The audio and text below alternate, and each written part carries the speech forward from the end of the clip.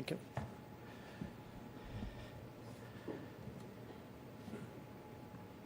Mr. Puneet Chatwal, distinguished delegates, friends, it's a great pleasure to address you all this evening at this conclave. And let me begin by conveying my felicitations to the Federation and my appreciation for your collective efforts at promoting tourism in India. Now, you're all people of enormous experience in the tourism industry, people with very impressive credentials, and it's hardly necessary for me to dwell on a subject which you know well, other than to underline that the Modi government is deeply committed to the development of tourism in India. Now, like any domain, tourism and hospitality have a wider context, which actually brings them much closer to my line of work. Sometimes, however, we don't always fully visualize the larger relevance of what we are doing to our national or even international objectives. So, what I would like to do today is to share with you some of my thoughts about how your world meets mine and what is the significance of that intersection. Now, you all know that my job is to engage the international community and advance India's interests. I think that is the shortest description I can give you. But I do want to say that even more than diplomacy, it is actually tourism that connects any nation to the world. Because not only does it shape an understanding of other countries for us, but it actually determines our own image in their eyes. Now, we in India are paying increasing attention to the value of this connect. And in fact, Prime Minister Modi has urged us to use the 3 T's, as he calls them, tourism, trade, and technology, as the benchmark for actually assessing our foreign relationships. Now, many of you would also be aware that Prime Minister Modi invariably interacts with the diaspora when he goes abroad. And I want to remind you that his constant message is to urge them to bring their friends along when they next visit India. So you can see how much we constantly strive in your interests and to promote your business. Now, in recent years, we have made sustained efforts to make our heritage and culture more visible to the world. Almost every year, there are Indian additions to the UNESCO World Heritage List. The most recent one was the Maratha military landscapes, and before that, the Moidams of Assam. But I want to remind you, in the last decade, this expanded list has included Shantiniketan, Hoysala Heritage, the Ramappa Temple, Dholavira, Jaipur City, Old Mumbai, Ahmedabad, Nalanda, Patan, the works of Le Corbusier, and the Kanchenjunga and the Greater Himalayan National Park. Now, you would all appreciate that the beauties of India are, of course, very much in the eyes of the beholder. And it's not just these sites, but I give you the intangible examples. The celebration of Navroz, of the performances of Gujarati Garba, Durga Puja, Kumbh Mela, yoga, and the Thateras utensil making craft from Punjab.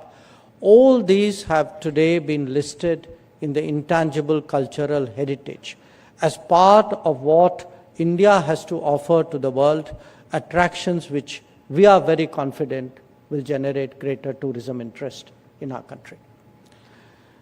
Now, apart from that, there is so much that the creative world is actually able to harness from our civilization. So, these armies of creative talent, of influencers, of vloggers, they have a field day whenever they come here. Now, we saw a glimpse of that recently when the WAVE Summit took place in Mumbai. In fact, I would, as people from the tourism and hospitality industry, I would emphasize that social media itself has become today a very powerful force to promote tourism. And I know that you are all seeking to harness that energy to your advantage. Now, other than that, the wellness attractions of India, these have been continuously highlighted. In fact, the mainstreaming of Ayush traditional practices, the promotion of the International Day of Yoga, the launch of Mission Life, or even the popularization of millets, these have all contributed to the goal of promoting tourism and hospitality. Those coming to study in India, I want to emphasize, have also increased.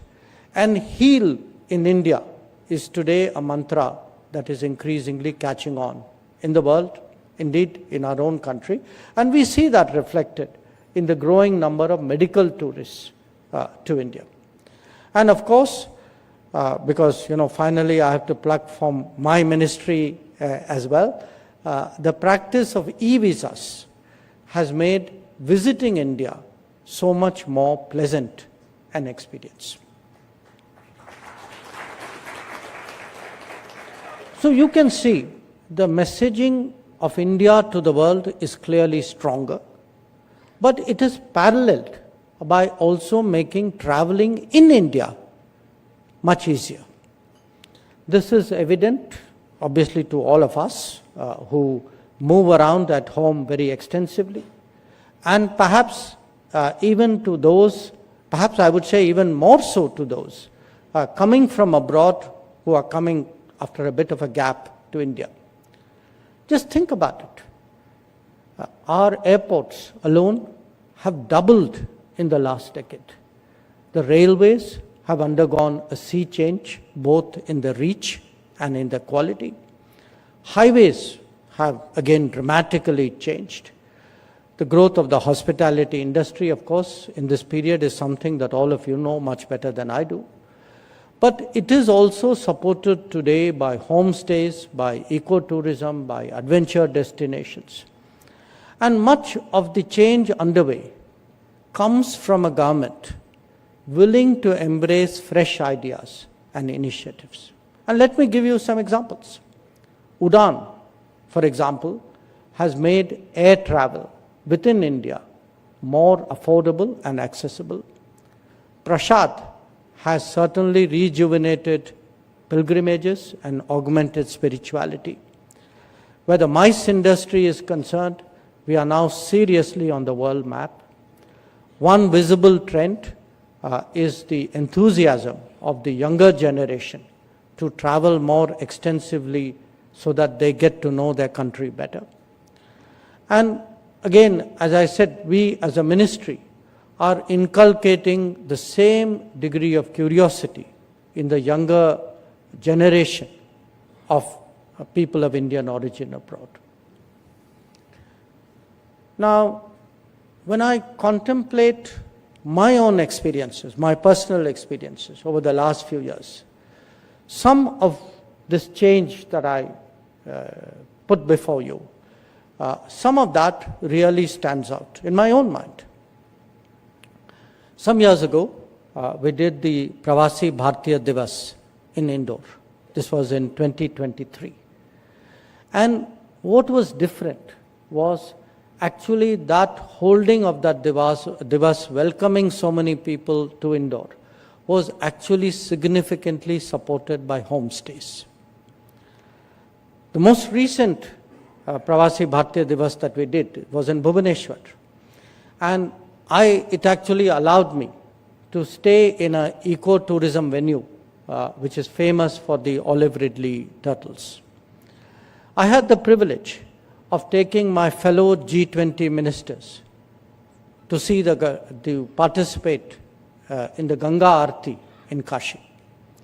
And for that matter, taking the diplomatic corps to the Kaziranga National Park. Let me also share my own pleasant surprise. This was not that long ago. You know, this is the 50th anniversary of the movie Sholay. Okay.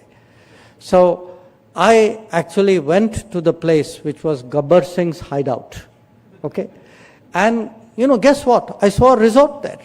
I saw a resort there because today tourism has grown to a point where people actually try to relive the movies that, you know, that for them are the definitive memories of their youth.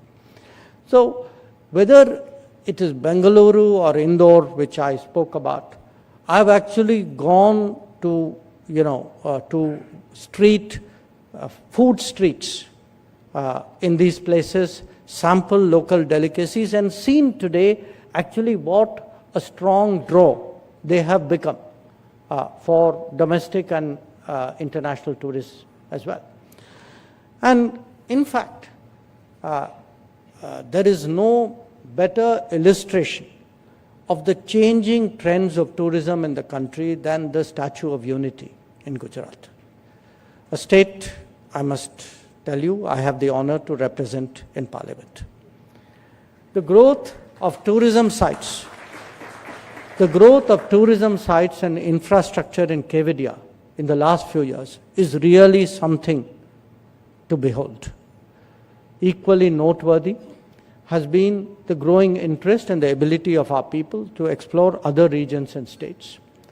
And again, I give you an example. I have twice attended the Kashi Tamil Sangama, and I can testify firsthand today the enthusiasm and bonding that tourism within the country generates. So in that sense, you know, what you do has not just an economic impact and some other aspects which I will talk about, but it actually promotes national integration, it promotes national awareness, it actually promotes a national spirit in this country, and for that I thank you all. Now, as I said, we naturally perceive tourism as an economic activity, which it is, but let us also recognize its contribution to evoking and strengthening cultural pride in the country. For those who host heritage and other, you know, natural sites, the arrival of tourists is a regular reminder of the value of what they are living next to. As one of the oldest civilizations, such a sentiment, as I said, is key to our identity, it is key to our self-confidence. Amongst Indians, domestic tourism demonstrates the richness, the diversity, the interconnectedness of our culture and traditions. But for those from afar, it is often the experience of their lifetime. However, as we all know, there are still additional ways, different ways of making tourism more memorable. And some of that centers around exposure to local practices, arts, crafts, and skills. After all, as I pointed out, intangible heritage is as valuable as historical or natural sites. And that is why we have popularized the One District, One Product, what we call ODOP scheme, or supported the Vishwakarma initiative, which strengthens the traditional artisans and craftspersons of our country, and encouraged the revival of local customs and performing arts. Now, in an era of globalization and urbanization, traditions are often lost with time. But by nurturing them, we have actually made Indian tourism even more attractive. Perhaps the most impactful endeavor which we have done in recent times was actually the manner in which India conducted the G20 presidency. Prime Minister Modi was very determined that every state of India must be given an opportunity to showcase itself before the world. As part of a strategy, conferences, the G20 conferences and events, were therefore held close to heritage sites or, naturally beautiful landscapes, and delegates were afforded opportunity for maximum cultural immersion. Every state, I'm proud to state, every state rose to the occasion. They put their best foot forward. And many delegates from the world who I often meet in conferences, including G20 conferences, they tell me that, they saw places which were completely new to them. Many of them felt that their idea, their exposure to India was dramatically changed during that period. And what I can say, because bear in mind, these G20 delegates, people who came, were probably in a way the most powerful influencers of our times. The impressions that they have, the impressions that they took back from that period in India, I can tell you it will stand us in very good stead. So it is for this reason that we say G20 connected India to the world and equally the world to India. Incidentally, many of you may also note that, we have high-level visits. It's always part of diplomacy. But typically, people came to Delhi, they arrived, they saw the airport, they saw the hotel, Hyderabad house, maybe a little bit more than that. But again, I want to tell you what has changed. Because look now at the number of foreign leaders who go outside Delhi, who are often actually, their meetings with Prime Minister Modi are actually held in a city other than Delhi. So we had recently President Macron, who arrived in Jaipur.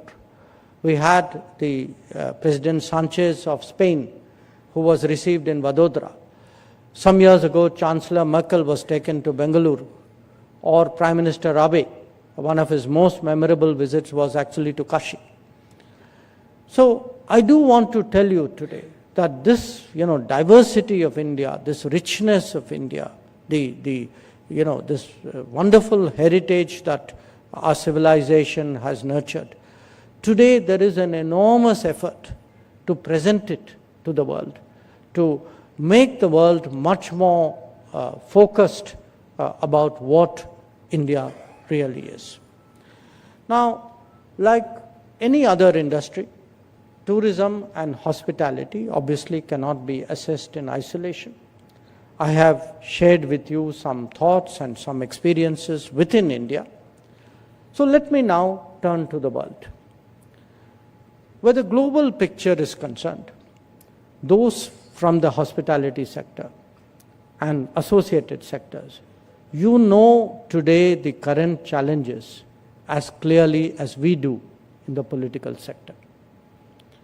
We are definitely living in a volatile and uncertain era, having experienced the successive impact of the COVID pandemic, of multiple conflicts, many of which are still going on, and of trade upheavals.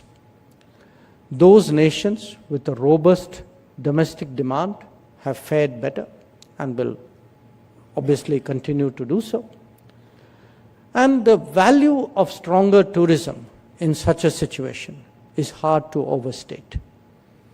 After all, it has so many dimensions, including infrastructure development, entrepreneurship, creativity, skills enhancement, or job generation. Indeed, there are few activities that do more to energize the economy and multiply employment. I should also add that your industry helps to prepare a global workforce at a time when international mobility is becoming more common. So every experience, every interaction in this sector actually helps to enhance brand India. By doing so, you make a contribution to the promotion of cultural respect, which is so essential in international relations. And the current times, therefore, certainly warrant greater attention to tourism and hospitality, whether it is for economic reasons, for cultural bonds, or for branding. The holding of this gathering sends a very strong message in that regard. So allow me, ladies and gentlemen, to end with a few words on the theme of this conference, which is the invincible spirit of India.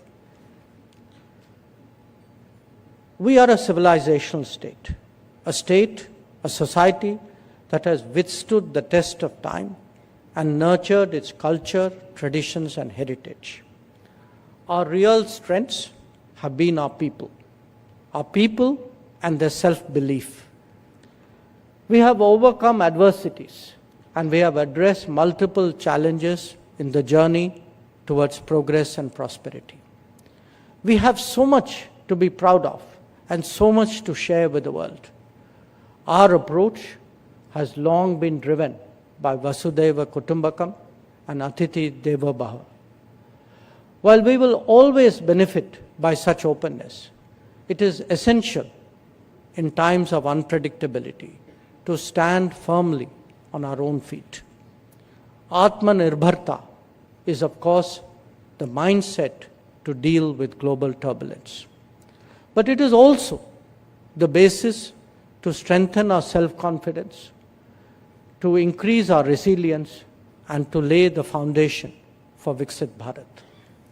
The tourism and hospitality industry makes a crucial contribution to these goals, and I applaud the commitment that all of you display to nation building and economic progress.